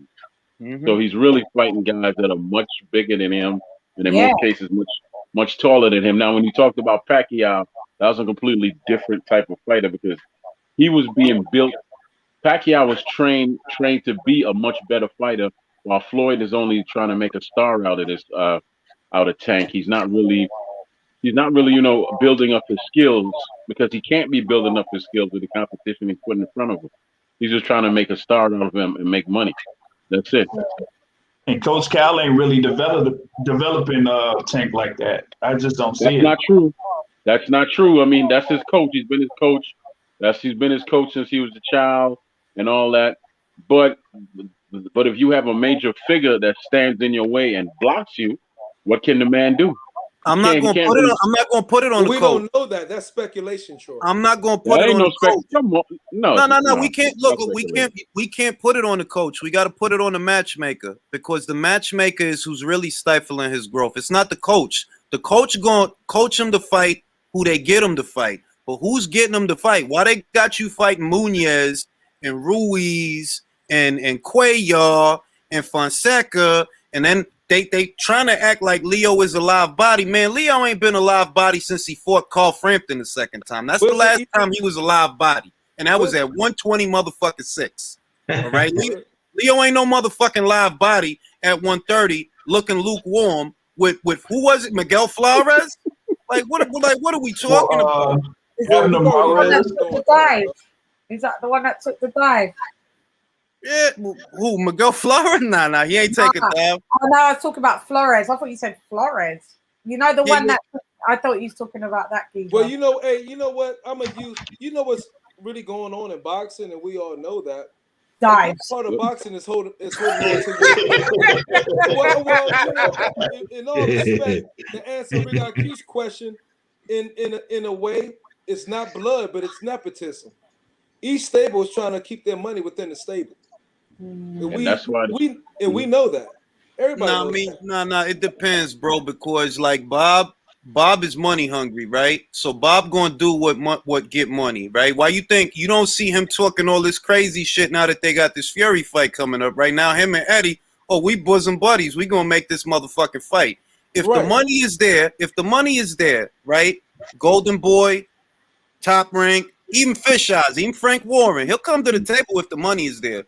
The only outfit that I've seen that won't come to the table, even if the money is there, is PBC. That's it. That's the only one I've seen that do that. Everybody else, if the money's there, let's make the fight. If the money's there, because think about it, we ain't have to let Jose Ramirez go to the zone. You ain't have to let him do that, but he did that. Wow. There's $4 million over there, bro. Like they got $4 million over there for you, bro. Now here's the question. What happened to Michael Garcia did the same shit. Okay, so here's the question to you. The only one doing is PBC because the question is who has the biggest stable of all three? The biggest stable is actually, a lot of people ain't gonna believe this, but it's the truth. The biggest stable is Matchroom. Yeah, it is. Yeah, you can have the biggest stable, but if you're not fighting them and you can have the biggest stable, but if they're not fighting, what's the point of your stable? I'm gonna tell you why it's the biggest stable. They even got this kid that was they even got this kid that was gonna compete in the Tokyo Games. He decided to go pro. I think his name is Owens or something. Okay, the question is then American base, a biggest stable of the Americas. Top Rank easily in the lightweight.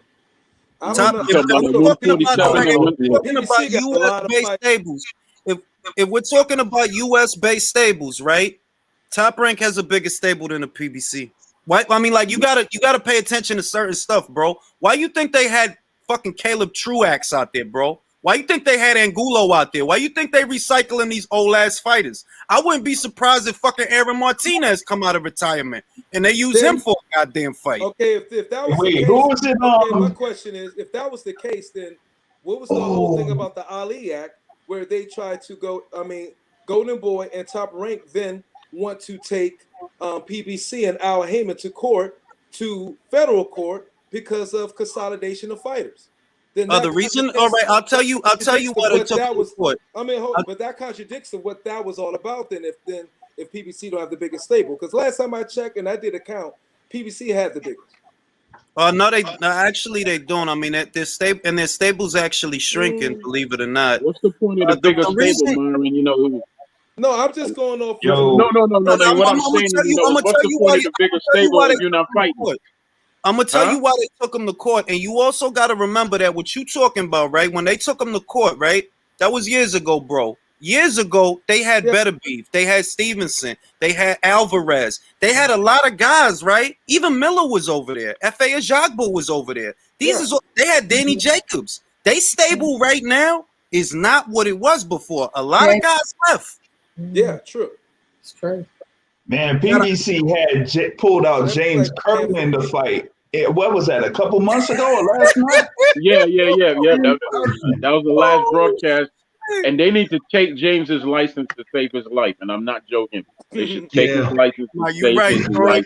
Yeah, good counterpunch for that. James don't need to be fighting nobody, man. He don't need to be fighting, man. No, he don't. He don't, because if you notice, I remember back before James Kirkland got knocked out by Canelo back then, when he got knocked, I seen signs of punch syndrome then. Because, they did that, what was it, I think it was the All Access. It was All Access, right? It was on Showtime or was it on HBO? It was on HBO.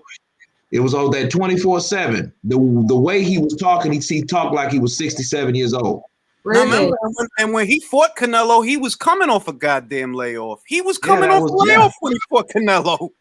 Not even his speech and so forth, but if you watch him fight, James is not a fighter, man. Every time that dude threw a punch at him, he started to cringe, like he was just a guy that got in the ring. He doesn't have it anymore. He really, I hope and pray that they take his license, man, because he's not a fighter anymore. Troy, I'm gonna tell you what, and I'm not saying it for jokes and shit. He didn't have it when he fought Canelo, bro. Like, he don't need to be fight. He should have before the Canelo. Like, nah, bro, you don't need to be fighting no motherfucking Canelo. You crazy? You coming off a layoff? His last good fight was against Tapia. Not only that, he came off a jail stint, didn't he? And Tapia was in a bad situation too. He didn't need to be fighting either. So he was just as damaged as James Kirkland. It's just James Kirkland got the better of them that night. Yeah, I don't want to see nobody lose anything in that ring, man. I don't ever want to see that, man. Him and Curtis Stevens, neither one of them need to fight anymore. Yeah, Curtis Stevens needs to hang it up. Curtis Stevens is done, bro. He's done. Hey, question.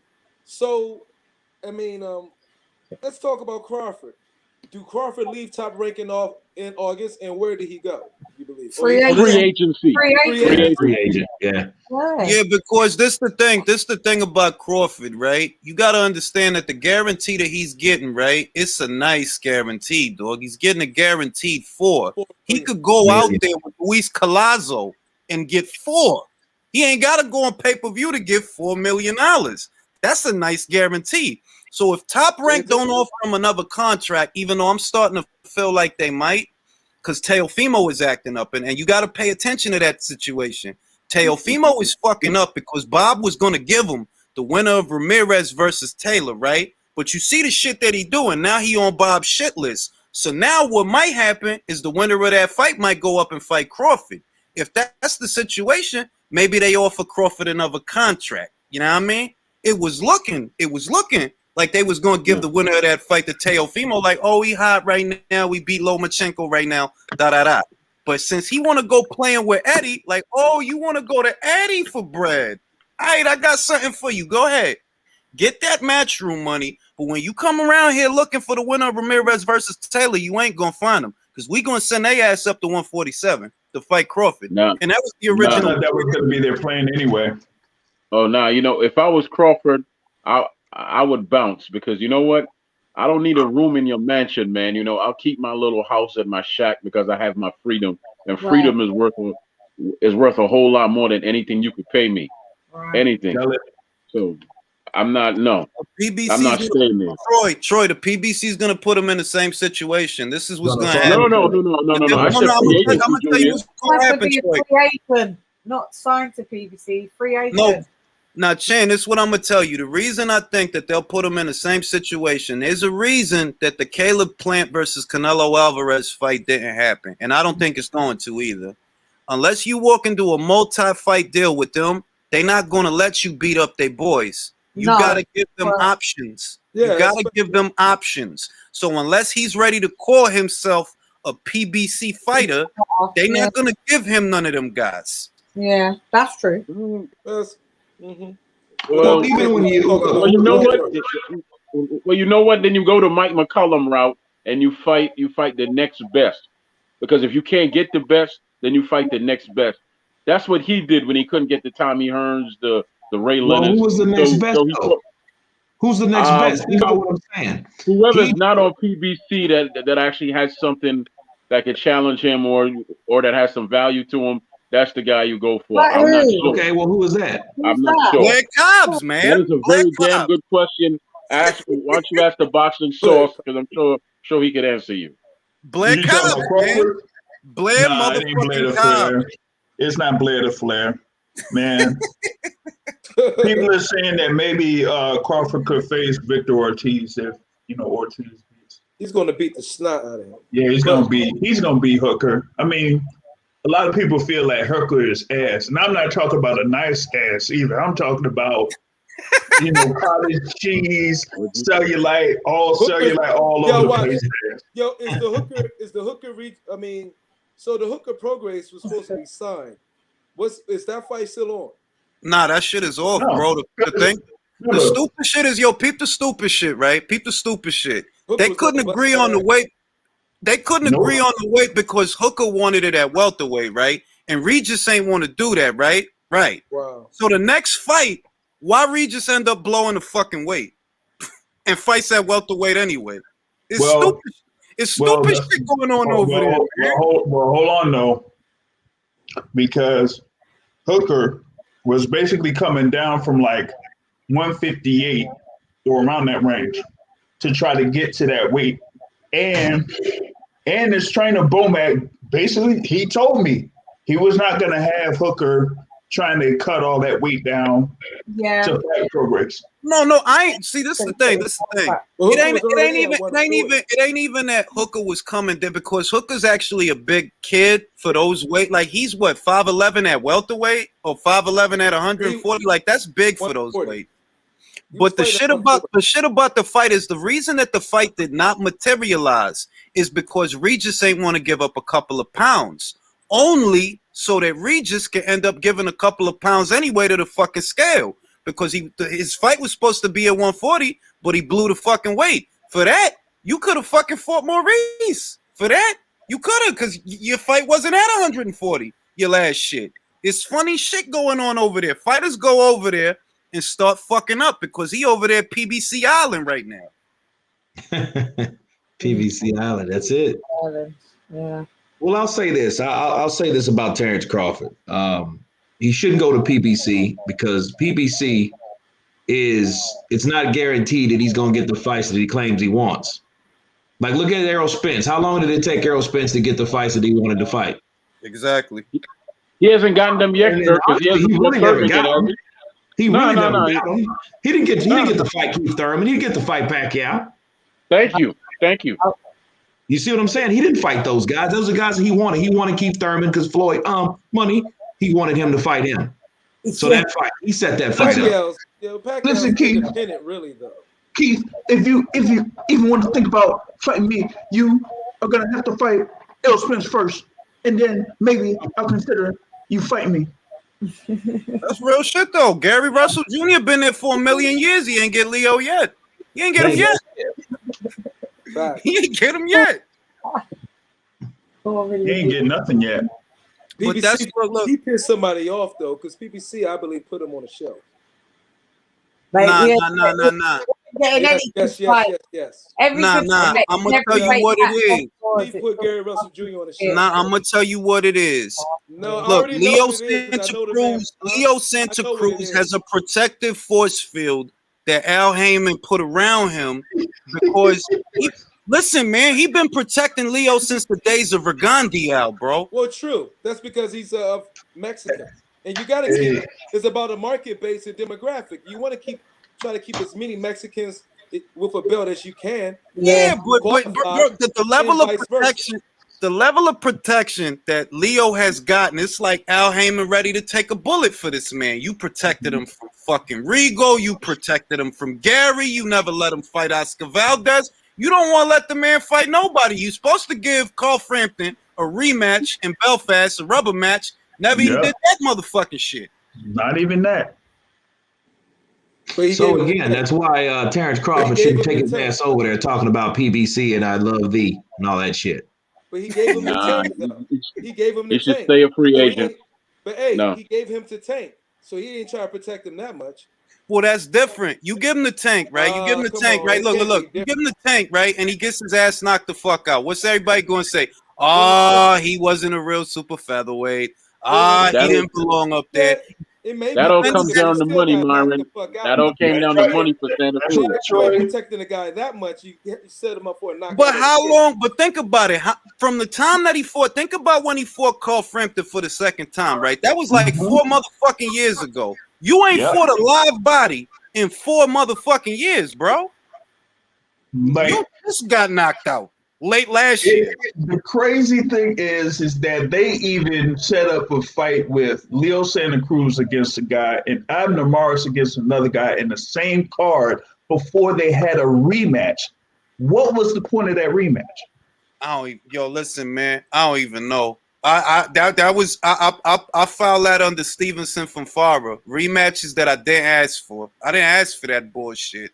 I got it. I'm gonna tell you what, I'm hearing a lot of little secret shit on the grapevine, right? Little secret shit. And it's not looking good over there, bro. It's not looking good over there. I don't know what's gonna happen, but it's not. I'm talking about their relationship with Fox. Just little birdie shit. And it's I don't know. Yeah, I don't know about all that as far as like that network deal, but as far as like the amount of fighters that they have, that's going to be a problem. That's something that I talked about earlier, this evening, is that look, Chris Eubank Jr. Look at Chris Eubank Jr. He was over there, bro. He was over there. He's back there now. Yeah, but he's almost forgotten, isn't he? He's back there. Boxing Source. What's Boxing Source saying? Finish that up, Source. My bad. Now, I was saying there's a lot of fighters that are on PBC that have basically been on the show for months and have not been active. And this is not like, something where they want to negotiate the best deal. They just say, hey, I want to be active. I want to fight. And there's just not enough slots for these guys. Yeah, because it looks like Fox. It looked like the annual budget, if they even gave them one, which I don't know that they did, because I'm looking at it like, what they got going on Fox right now for PBC, I don't really see a whole lot. It looked like Fox cut the budget. If Fox cut the budget, that means you leaning on Showtime to give you fight dates, and we know they budget ain't big. Showtime boxing budget is not big because their viewership ain't big. So you see, F.A. Ajagba, you see, F.A. ended up leaving. Chris Eubank Jr. He went over there to Solid Promotions. Who else left over there recently? Somebody else. I want to say something that's very positive about the sport that's about to happen. If I'm correct, right? Shields, right? Mm-hmm. Shields is about to headline. She's about to headline an all-female pay-per-view card. Yeah. First time it ever happened in boxing. Everybody should go out and support that, man, because I bought it already, Troy. That's something special. I bought it already, Troy, but I'm gonna tell you why she had to do that. I bought it. I got my shit. I got my code and all that. I already know when she had to do it, man. I already know. But you know, because Showtime is running out of bread. Showtime, I don't know if it's gonna happen that way, but what happened at HBO might happen at Showtime. That's okay, man. I'm pretty sure we're gonna see some good fights that night with a bunch of these. Because see, the females know the deal already. They actually have to put out more because they can't have garbage fights like you saw with Broner, and then expect to constantly get a chance like this. So they know they have to put out more. So I wish that I'm definitely getting it, man, and I hope it has huge numbers. I hope the fights are great, and I hope we see more and more fights like that. I gotta see if Raquel Miller's gonna be able to be on that card. No, she not. Her mother just died. Yeah, her mother just died, so she ain't gonna fight. Yeah, she ain't gonna be on there yet. She was gonna be on it.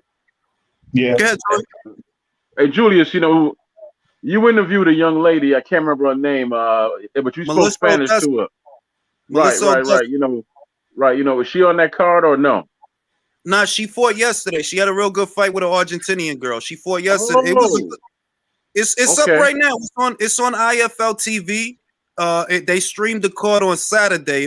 They was streaming it while Otto Valine was fighting Dominic Brazil. I was watching her fight. Her fight was way better. Watch that fucking fight, dog. Just watch that shit. Julius. What did she fight at, Julius? What weight class? I just realized you from I just picked up my phone, looked on the WhatsApp group, and it's you, isn't it? Yeah. All this time I never knew it was you. I was like, when they said Ring IQ's coming, I was like, where's he from? Is he from the UK? Because the name of Ringing Bells. Sorry guys, I just had a light bulb moment that I know. Nah, he's not from the UK. He's from the local bodega. No, I'm messing with you. I'm messing with you. I got an interviewer because I got some questions for her now that because the problem that she had was she wanted to fight for a title, but the IBF only lets you fight for a title if you got 5 professional fights. You got to have at least 5. So I'm gonna ask her, now that she fought a champion, even though she only got 4 fights, but now that you fought a champion, will they let you fight for a title now? Because you got to be ranked right now. You just beat a champion, even though it wasn't at her, the weight where she's a champion. She still fought a champion. That should count for something. You know what I mean? But we gonna see. Well, boxing is a bit dead. Let's just be truthful about it. It doesn't sell. Even when my friends do like shows solely about women's boxing, it gets the lowest views. True. They get the least super chats. Everything's the less for it. Like women's boxing is in a bad place. Yeah, Eddie Hearn's trying to do his bit to bring it back, but I mean, there's just not a lot of for people like Clarissa Shields or what's that one? The one that Peter Fury coaches. Hannah Moore. They're big girls. They're like she fights like light heavy and super middle. There's just not enough fight. There's not enough girls built that way to have those types of fights and make any. That's a damn shame too. That's a damn shame. The best advice that I could give anybody. The best advice that I could give anybody that covers the sport of females, right? Don't segregate it. That's the problem. Integrate it. You gotta have it. The girls and the guys. Because I can't tell you how many fucking people told me like, yo, I didn't used to watch these girls fights till I watched your channel. I get that shit every fucking day. Eddie does it on his cards a lot. That's how I started the truth is that the lower ratings for women's sports is across the board in every sport. So it's not just boxing. It shouldn't be. It's not just boxing. And the truth of the matter is that the demographics is this. Most people who watch women boxing are men. Okay? Now, the world is a majority women. If the women cared about sports as much as the women who are participated in the sports, then it's women will rule. But it's just not the fact of the matter. And then it is not just boxing, that's every sport. So I'm gonna say that's always what it's gonna be, bro. There's always no, I don't agree with that. I don't agree with that. There's a movement. I don't agree with that because there's a movement of women. There's a movement of women, and you could go on Instagram and see it every motherfucking day. There's a movement of fit girls, all right? The fit girl crowd, which is a very big crowd. A lot of people right now are making money off of that crowd. If you can get that same crowd to be interested in watching 2 girls punch each other in the face, I guarantee you're going to start making money. The problem. Your point is. I tell you where the mistake is being made when it comes to the female sports, right? I tell you where the fit crowd movement is based off sexuality. And right. But I tell you where the mistake is being made. They're trying to market it to men. You don't market that to men. You market it to women. They need to market it to women. That's what I'm saying. You don't market to men. They're begging, the women's sports in general, boxing, are trying to say men, give us this, where they should be trying to say women. We need y'all freaking support. And also, you could also add that too, like from because women spend more money than men. Department. Like, how is it that you don't have these women boxers getting or going after sponsorships for these products that are, basically advertising women? Thank you very much. Thank you. See, it seems like common sense to us guys over here, but the ones getting paid to do it, they're like, I don't know what to do. I don't know what to do. Got no imagination. I've been saying that shit for a while now. They ain't got no imagination. They don't know how to sell it. They literally have no imagination. You got a lot of girls that, they clean up real good. You could easily have them doing a shampoo commercial or a panty commercial or some shit. They could get sponsors. They don't even have to do all that, Julius. I tell you what they need to do. I tell you what they need to do. They need to come see me. You need to come see me. I'm the most charming. I'm reasonable. I'm charming, and I know, and I'm about the business. All business. But yeah. He was about to go that the sleaze tone. Sleaze tone activated. Oh wow! But hey, yo, Kurt, yo, Troy, what's up? Ring IQ, Boxing Source, and Miss Lady Shan. Y'all have a wonderful night. Peace and pugilism. I'm getting up out of here, champ. Peace out, brother. Yeah, peace out. Yeah, I'm gonna call it a night too. I need one of my old man laps. All of y'all, easy, stay COVID free. That's the way to be. Julius, before you go, I got to hit you with something about the Dominican Republic, but I ain't got nothing. I know. I ain't got nothing. I ain't got nothing tonight, man. I ain't got nothing, man. You should invest in some bodegas. How about that? You think I'm not? That's the funny part. You think I'm not? Julio, hablamos luego, ¿sí? Te veo, que lo pase bien. Buenas noches. All right, guys, it's like super 6 a.m. for me here. Yeah, yep. Shani has to bow out gracefully. Oh yeah, Lady Shan, you got someone that wants to know who you are. Who is the British female? Hafsa Hafi. Where are they? Oh, hello. I'm just me. My name's Lady Shan. That's all. I don't know how else I can say who I am. Big up Hafsa Hafi. I like that. I like your AV. Look gorgeous. But yeah, just Lady Shan. That's all. I hope that's not a dude that has a female picture.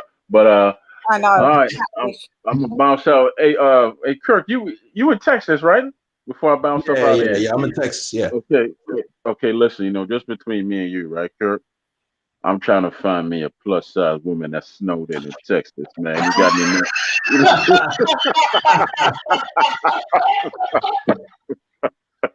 All right, yeah, I'm going. Goodbye. All right, Troy. Hey, I'll keep you posted. Guys. Yeah. Papi chulo. Buenas noches a todos. Sí.